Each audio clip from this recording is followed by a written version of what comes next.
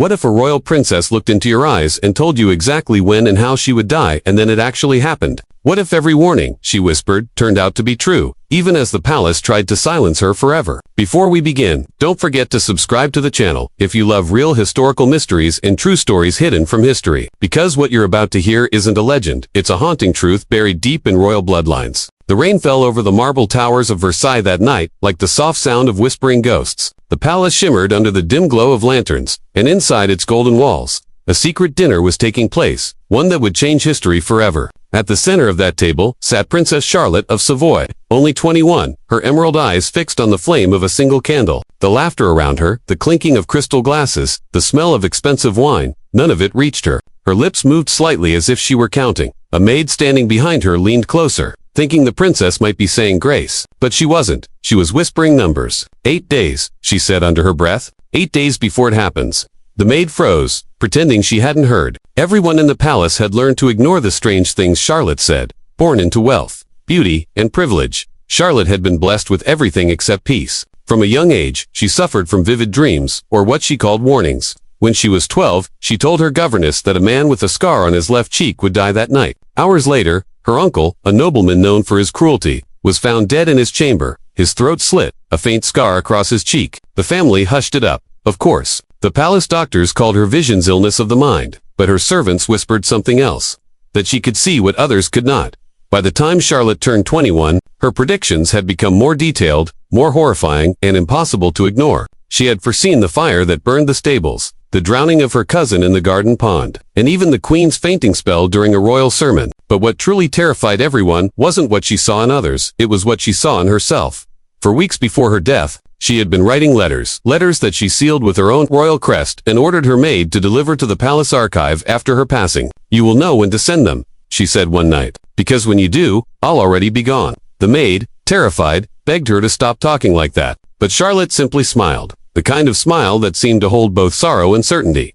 Outside her chamber, the wind howled against the windows as though the world itself was warning her. The court gossiped about her endlessly. Some said she had gone mad. Others believed she had made a pact with something far darker. And yet, whenever she walked into a room, conversations would stop. Her presence carried a strange electricity, a mix of fear and fascination. The truth was, the princess had been living under constant threat. Her beauty and her sharp intelligence had made her a target. She had refused an arranged marriage to a powerful duke, a man twice her age, known for his temper and his greed. In rejecting him, she humiliated one of the most dangerous men in the kingdom. Within days, anonymous letters began arriving under her door, each written in the same elegant hand, each carrying the same words: "You cannot change what is written." On the morning of her final week, Charlotte awoke to find a raven sitting on her window ledge, tapping gently at the glass. To others, it was just a bird. To her, it was a sign. She had seen that raven in her dreams, the same one that appeared every time before death visited someone she knew. She turned pale and told her maid,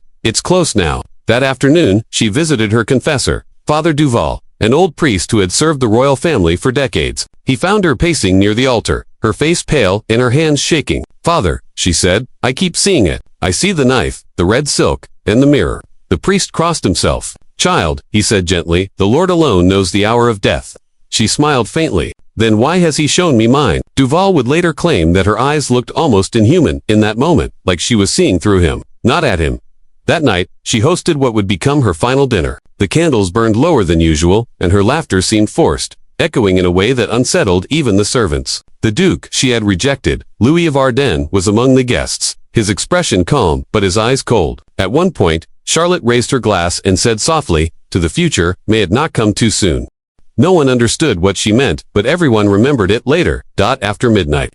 As thunder rolled across the sky, she dismissed her attendants and walked alone through the east corridor. The portraits of her ancestors seemed to watch her, their painted eyes glinting in the candlelight. She paused in front of her mother's portrait, a woman who had died when Charlotte was a child, and whispered, "I'll see you soon." When her maid entered her chamber the next morning, the princess was sitting by her mirror, still dressed in her gown from the night before. Her reflection shimmered oddly, as though the glass had fogged from within. She turned slowly and said, "In 3 days, the mirror will break, and I will be gone." The maid ran to the chapel and begged the priest to come. But when they returned, Charlotte was already gone from the room. Her journal lay open on the desk. Inside, written in delicate ink, were these words: "I do not fear death. I fear what waits for those who send it." Later that evening, a palace messenger brought her a sealed envelope, a letter from the Duke. She didn't open it. She simply said, "He has written to confess, but not to repent." The maid asked what she meant. Charlotte only smiled. That night, the storms grew violent. Wind slammed against the windows. Servants claimed they heard music playing in her chambers, though she was alone. One swore he saw her shadow moving even when she was still by dawn. The palace was silent. No one had seen her since midnight. When her maid knocked, there was no answer. When they forced the door open, the room was empty, except for her mirror, which had cracked from top to bottom. No body, no blood, no signs of struggle. Just a single raven feather lying on the floor beside the chair where she had sat the night before. Whispers spread faster than the wind. Some said she had fled the palace. Others swore they saw her reflection in the mirror for days after, her face pale and calm, as if still waiting for something. The king ordered a search that lasted weeks, but no trace of her was ever found. Only the letters she had written began arriving one by one, each addressed to a different member of the royal court, each predicting events that had not yet happened. One letter warned of a fire in the royal chapel. It came true. Another spoke of a poisoning during a banquet. It came true as well. But the last letter, the one addressed to the duke, was never opened. He locked it away in his private desk and refused to speak of it until the day he died. In the following months, strange things began to happen. Servants claimed to see her walking the corridors late at night, her white dress trailing behind her like mist. Mirrors cracked for no reason. Candles burned blue instead of gold, and a cold wind swept through the halls even in summer. The priests called for exorcisms. The nobles called for silence, but nothing could erase her presence. It was as though the palace itself remembered her and refused to let her go. And then, one evening, the duke was found dead in his chamber. The lock was untouched. No one had entered. His face was frozen in horror, eyes wide open, as if staring at someone who wasn't there. Beside him on the floor was the sealed letter finally opened. Its contents have never been revealed. But the maid, now an old woman, once said she saw what was written before it disappeared in flames. It was only one sentence: "You cannot change what is written." The same words that had haunted the princess all her life. The same words that had come true, not for her, but for the one who had taken her life, and that was only the beginning of the legend that history would try to erase. Because months later, when workers restored her chamber, they found something behind the cracked mirror, a hidden message scratched into the wall in her own handwriting. It said, "I was not murdered. I was expected." When the mirror was removed from the wall, the court thought it would end the whispers. But the opposite happened. The disappearance of Princess Charlotte became a wound that refused to heal, one that spread rot through the palace from the inside out. Every hallway carried her name like a curse. Every flicker of candlelight seemed to move in rhythm with her absence. The king ordered complete silence about the incident. There was no disappearance, he told his ministers. There was an illness. The official story claimed that the princess had fallen ill and been taken to a distant monastery for recovery. But no one ever saw her leave. No carriage was recorded at the gates. No guard reported her departure. Still, the lies stood thin, trembling, and desperate. A new maid was assigned to clean the princess's empty chamber. Her name was Elise, a young woman from a nearby village, poor and eager to please. On her first night, she entered the room with her lantern and immediately felt the temperature drop. The walls seemed to hum softly, as though they were breathing. The cracked mirror had been removed, but its outline remained faintly visible on the wall, a shadow of where it had once hung. Elise tried to ignore it. She dusted the shelves, polished the furniture, and opened the window to let in air. But as she turned to leave, she heard it, 3 soft taps on the wall. Tap, tap, tap. She froze. The sound came again, right where the mirror had been. Her hands shook. She whispered, "Who's there?" No answer, only silence. The next morning she went to the headmaid and asked if someone else was assigned to the room. The headmaid frowned. "No one," she said. "You're the only one allowed in there." Elise nodded, pretending it was fine. But that night, she didn't return. The guards found her outside the gates, trembling, her eyes wide, repeating the same words over and over. "She's still there. She's still there." The king dismissed her immediately, calling it female hysteria. But Father Duval, the old priest, was not convinced. He asked to see the room himself. When he entered, he felt something shift, the air thick, the scent faintly of roses and decay. He knelt where the mirror had once hung and prayed. And that's when he saw it, faint scratches on the floorboards beneath the wall. He brushed away the dust and revealed a name carved into the wood. Charlotte. Duval's hands shook. He knew what he was seeing, but he didn't understand how. That chamber had been sealed since the night she vanished. No one could have returned. He took the discovery to the king, but instead of gratitude, he was met with fury. "You will say nothing of this," the king warned. "Do you understand, father?" Not a word. Duval bowed his head, but he could see the fear behind the monarch's eyes. That night, the priest recorded everything in his private journal. The name, the sound, the cold air. And at the bottom of the page, he wrote a question he could not erase. Did she ever leave the palace at all? Weeks passed. Then months. The court tried to move on. The duke who had once courted Charlotte, Louis of Ardennes, began appearing again at royal dinners. His smile was wide, but his eyes were hollow. Some said he was haunted, others said he was triumphant. No one dared to ask which. But one evening, during a banquet, something happened that no one could explain. As the orchestra played, a sudden crack echoed through the hall, sharp, clear, like the sound of breaking glass. Everyone froze. The chandeliers shook. And when the servants entered to investigate, they found that every mirror in the palace had cracked. At once, even the duke's wineglass, made of crystal, had split down the middle. He stared at it, his hands trembling, then abruptly left the room without a word. That same night, lightning struck the chapel tower. A small fire began, quickly extinguished, but when the smoke cleared, the only object damaged inside was the altar's silver cross. It had melted into the shape of a letter. The king's advisors begged him to call for The old priest Duval performed blessings in every corridor, but the unease only grew stronger. Servants began to whisper about a woman in white seen walking near the garden at night, barefoot, silent, her hair blowing, though there was no wind. Some swore she looked exactly like Princess Charlotte. One guard, young and foolish, decided to see for himself. He waited by the garden at midnight, his lantern flickering. For hours, nothing. Then he heard it, a soft humming, distant but familiar. It was the same lullaby the princess used to hum during walks, the one she said she heard in her dreams. The guard followed the sound deeper into the trees. There, under the pale light of the moon, he saw her. She was standing by the fountain, her white gown rippling as if underwater, her face turned away. When he called out, she slowly looked over her shoulder and he dropped his lantern. Her face was beautiful, yes, but pale and glass-like, as though carved from ice. She opened her mouth as if to speak, but no sound came. Instead, her reflection appeared in the water, smiling while her real face did not. The guard screamed and ran. He never spoke again. Rumors spread faster than royal decrees could contain them. Villagers came to the palace gates, whispering prayers and leaving flowers. Some believed Charlotte had been murdered and was haunting those responsible. Others claimed she had crossed into another world, trapped between the living and the dead because of a broken promise, and still, the letters kept appearing. A messenger found one sealed with the royal crest lying at the chapel door. It was addressed to whom the crown fears most. Inside a single line, truth is not buried. It waits. No one knew what it meant. But 2 days later, the king's personal physician was found dead in his study, poisoned by the same substance used on the queen's cousin. Years before, it was becoming clear to everyone, someone, or something, was delivering justice from beyond. Father Duval became obsessed. He began collecting every piece of evidence he could find, the maid's testimony, the carvings, the letters. He started mapping out the palace, searching for secret chambers. One evening, he discovered an old blueprint in the archives, showing a hidden passage that led directly from Charlotte's room to the lower crypt. Beneath the chapel, he took a torch and descended into the dark. The air grew colder with every step. Cobwebs brushed against his face. Finally, he reached a sealed stone door marked with the Savoy family crest. He pushed, and it opened easily, as though it had been waiting for him.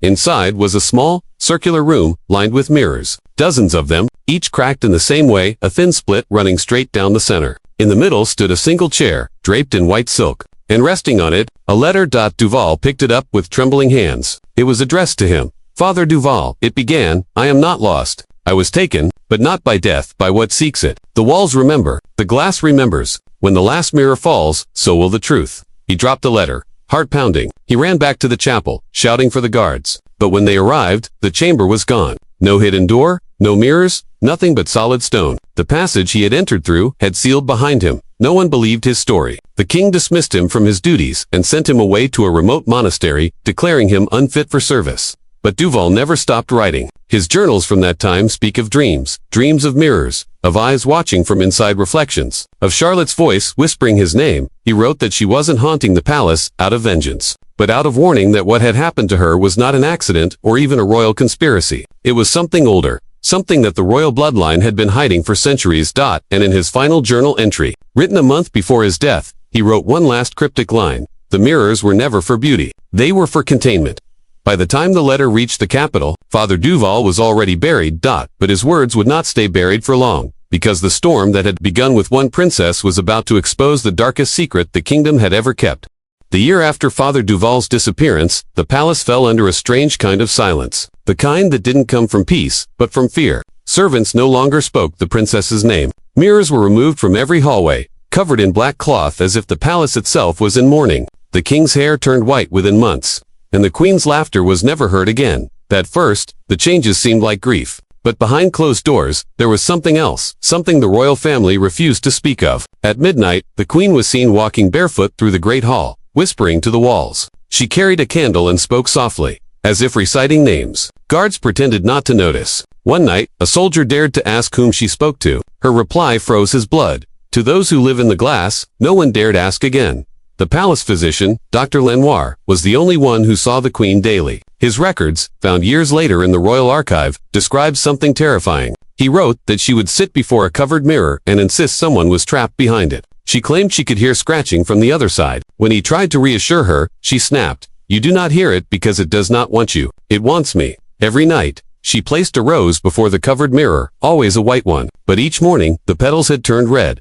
Meanwhile, rumors spread through the capital that the princess had cursed her own bloodline. Peasants whispered that Charlotte had been part of a secret ritual. "I meant to protect the kingdom from something ancient and unseen." They said the royal mirrors were not for vanity, but to keep that presence bound. But when she died or was taken, the curse broke loose. In the middle of winter, a scholar named Henry Marceau arrived at the palace. He was a historian of the occult, once favored by the church, but exiled for his unorthodox theories. The king called him back out of desperation. Henry had heard of Duval's writings and believed the priest's final words were a warning. He requested access to the royal archives, especially to the sealed records of the first Savoy king. The request was reluctantly granted. By candlelight, Henry began reading through centuries of hidden history. What he found made him tremble. In a letter dated 1432, "King Alaric, I wrote to the Pope, confessing that his bloodline had been marked by reflection." The letter spoke of a deal, one made with something from beyond the silver veil. In exchange for victory in war and protection of his kingdom, he had agreed that every firstborn daughter of the royal line would serve as a keeper. Their duty was to bear the reflection of that entity, binding it within her image through sacred mirrors. It was a pact of mirrors and blood. And Princess Charlotte, being the latest firstborn daughter, had inherited that curse. Henry's hands trembled as he read the final line. "If ever the keeper dies before the glass is sealed, the reflection will awaken, and what it reflects shall walk free."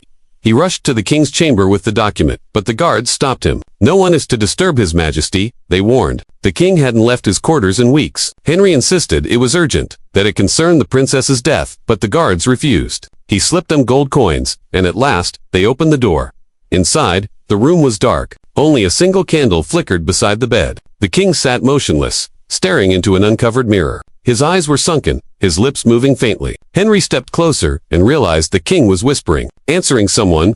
When he touched his shoulder, the king turned sharply, his face pale, eyes wild. "Do you see her?" he hissed. "She's right there." Henry looked into the mirror, but saw nothing except his own reflection. "You don't understand," the king whispered. "She's not dead. She's waiting." The next morning, the king was found lifeless in his bed, his eyes open, a faint smile on his lips. On the wall opposite him, where the mirror had hung, there was a perfect handprint. Small, delicate, unmistakably feminine, pressed from the inside of the glass. The news spread through the city like wildfire. The princess who had predicted her death had returned, not as spirit nor shadow, but as something else entirely, something bound by the curse her ancestors created. After the king's funeral, Henry requested permission to inspect the chamber again. This time, he went alone. Carrying Duval's journal and the letter from Alaric, he found the mirror still standing, though now covered by a black cloth. When he pulled the fabric away, he saw not his reflection but Charlotte's. She looked exactly as she had before her disappearance. Her eyes calm, her lips almost smiling. But she wasn't moving. Henry leaned closer, heart pounding. Her hand lifted. Slowly, deliberately, she mouthed words, her voice silent but clear. "Break it." He stumbled backward, realizing what she meant. She wanted him to destroy the mirror, to end the curse. He grabbed a candlestick and swung it forward, shattering the glass. A rush of cold air burst from it, extinguishing every flame in the room. Then, a scream, not from her, but from deep within the walls. The ground trembled. The tapestries shook. Every mirror in the palace cracked again, splintering in unison. And from within the shards, faint shapes began to form reflections that didn't belong to anyone in the room. Some were women, others were monstrous, their faces twisted in agony. Henry realized, too late, the mirrors weren't prisons. They were seals. And by breaking them, he had released what they contained. He fled through the corridors as the air grew thick with whispers. Candles blew out one by one, replaced by flickering images, ghostly figures of past princesses, their eyes hollow. They reached out from the glass, not to harm him, but as if begging for release. He could hear them crying. It must be completed. The keeper must return.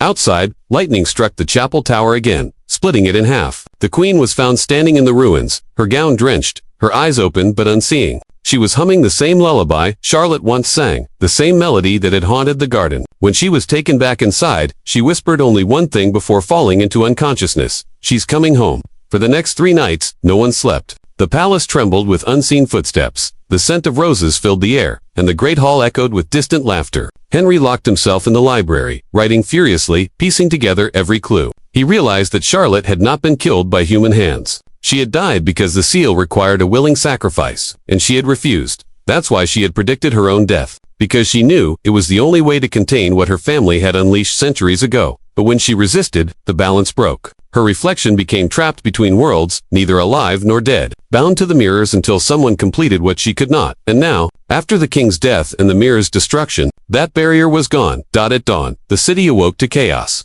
People reported seeing strange reflections in their homes, faces that weren't their own, eyes staring back, even when the room was empty. The royal heralds announced an unexplained atmospheric event, but the people already knew what it was. The curse of the princess had returned. In the palace, Henry stood before the shattered mirror one last time. In its fractured surface, he saw her, Charlotte, not as ghost, not as victim, but as something vast and sorrowful. She looked at him with pity. Then, for the first time, her voice came through, soft and distant. "You freed me," she said, "but now they are free too." The candles went out, and the palace fell silent. The dawn after the mirrors shattered was unlike any other. The palace stood still, its marble halls cracked, the air thick with a silence so complete that even the birds refused to sing. Outside, the morning fog hung heavy over the courtyard, curling around the statues like ghosts too tired to hide. The servants who remained gathered in small groups, whispering prayers, clutching rosaries. No one dared look into anything reflective. Bowls of water were poured out, silver trays turned face down, every mirror in the palace smashed. But it didn't matter, because the reflections had already found new homes. Henry Marceau sat in the library, surrounded by piles of broken glass. His hands trembled as he wrote in his journal, trying to piece together what had happened. The curse had been sealed by Princess Charlotte's ancestors, a covenant meant to keep something ancient imprisoned within their bloodline. The entity was neither ghost nor demon, but something older, something born before the first kingdom rose, something that fed on reflection, on the fragile boundary between the real and the imagined. The first Savoy king, Alaric I, had trapped it inside mirrors, using the soul of his daughter, binding her spirit as the vessel. Every generation since had passed that burden to its firstborn daughter, the keeper. But Charlotte, the last of the line, had seen what it truly was. She had predicted her own death because she knew she was meant to die, for the curse to remain sealed. And she refused. By refusing the sacrifice, she broke the ancient pact. The mirrors cracked. The prison collapsed. And now, whatever had been bound inside had spread through every reflection, every shadow. As Henry wrote, he heard it again, the faint, rhythmic tapping from the walls. Tap, tap, tap. He froze, remembering Elise, the maid who had first heard the same sound in Charlotte's room. Slowly, he turned toward the nearest mirror shard lying on the floor. His candle flickered, and for a moment, he thought he saw movement, a hand pressing from the inside of the glass. He leaned closer. The shard reflected his face, but behind him, there was someone else, a woman, pale, with long hair drifting as if underwater. He spun around. No one, only empty space. When he turned back, the woman in the shard smiled. "Charlotte, why me?" he whispered. "Why show me this?" Her expression changed, her lips forming words he could almost hear. "Because you believed me." The room grew colder. The flames on the candles stretched thin, bending toward the mirrors. Henry stood, heart pounding. "What do you want me to do?" he asked. Her reflection blinked once, slowly, and then mouthed a single word. "Finish." He didn't understand. Finish what? The curse, the story, or something darker? Before he could ask, the shard shattered on its own, splitting into dust. Suddenly, the air filled with whispers. They came from everywhere, from the broken mirrors, from the walls, from the air itself. Hundreds of voices, all female, overlapping, pleading. It must end. It must end. The ground shook. Books fell from the shelves. Henry grabbed Duval's journal and ran, the voices chasing him down the corridor like wind. He burst into the chapel, where the queen knelt before the altar. Her face was pale, her hands trembling around a rosary. When she saw Henry, she smiled weakly. "It's time," she whispered. "Time for what?" he asked. "For the keeper to return." She reached into her gown and pulled out a small, cracked mirror, the same one Charlotte had been given as a child, the one she had predicted would show her death. The queen held it up to the candlelight. For a moment, the reflection seemed normal, just her face, tired and sorrowful. But then the glass rippled like water, and another face appeared beside hers. "Charlotte's. Do you see now?" The queen said. "She was never gone. She was waiting for me." Henry shook his head. "No, you can't. It's what it wants." The queen smiled faintly. "I know." She placed the mirror against her chest and closed her eyes. The glass began to glow, faintly at first, then brighter, until it filled the room with blinding light. Henry shielded his face. When he looked again, the queen was gone. In her place lay the mirror, whole again, no longer cracked. Inside its surface was Charlotte, but now her expression was peaceful. The whispers stopped. The air grew still. For the first time in years, silence felt like peace. Henry approached the mirror cautiously. The reflection showed him standing in the chapel, but not alone. Behind him stood every woman who had ever been a keeper, their faces soft and calm, their eyes no longer hollow. Charlotte stepped forward and spoke, her voice echoing in his mind rather than his ears. "It is over. The line is free, but you must hide the truth." He nodded, tears in his eyes. "I will play." She smiled one last time. Then her image faded, and the mirror went dark. Henry buried it deep beneath the chapel, sealing it within a coffin of iron and salt. He wrote a single warning on the lid: "Do not reflect what was once bound." Then he left the palace forever. Decades passed. The Savoy line ended quietly. The palace became a museum, its history told through half-truths and forgotten legends. Tour guides spoke of a princess who died mysteriously, of mirrors covered for mourning, but no one mentioned curses or reflections. Henry's journals vanished into the archives, unread, but history never stays buried. In 1923, a group of restoration workers repairing the old chapel discovered the iron coffin beneath the floor. Thinking it an artifact, they broke the seal. Inside, they found the mirror, perfectly preserved. One of them, a young curator named Amelia Graves, took it back to her home to clean it. She polished the surface until it gleamed like new. That night, her husband awoke to find her standing before it, whispering softly to someone unseen. The next morning, Amelia was gone. The mirror remained, and on its surface, faintly visible, was a woman's hand pressed from the inside. Police reports described it as condensation. The museum claimed Amelia had run away, but in the following weeks, 3 more workers vanished. Each one had been assigned to the chapel restoration. The mirror was quietly locked away in the museum's basement. Never displayed, never spoken of, but those who worked the night shift claimed they could still hear faint tapping from the crate where it was stored. Tap, tap, tap. Some said it was nothing. Others said it was the princess. And if you visit the old Savoy Palace today, they'll tell you the same story, how every mirror there was once covered, how a young princess predicted her own death, and how, centuries later, the curse was never truly broken. Sometimes, when the air is still and the light hits the glass just right, you can almost see her, a pale face behind your reflection, smiling faintly, as if she knows something you. And if you look long enough, she'll start to move.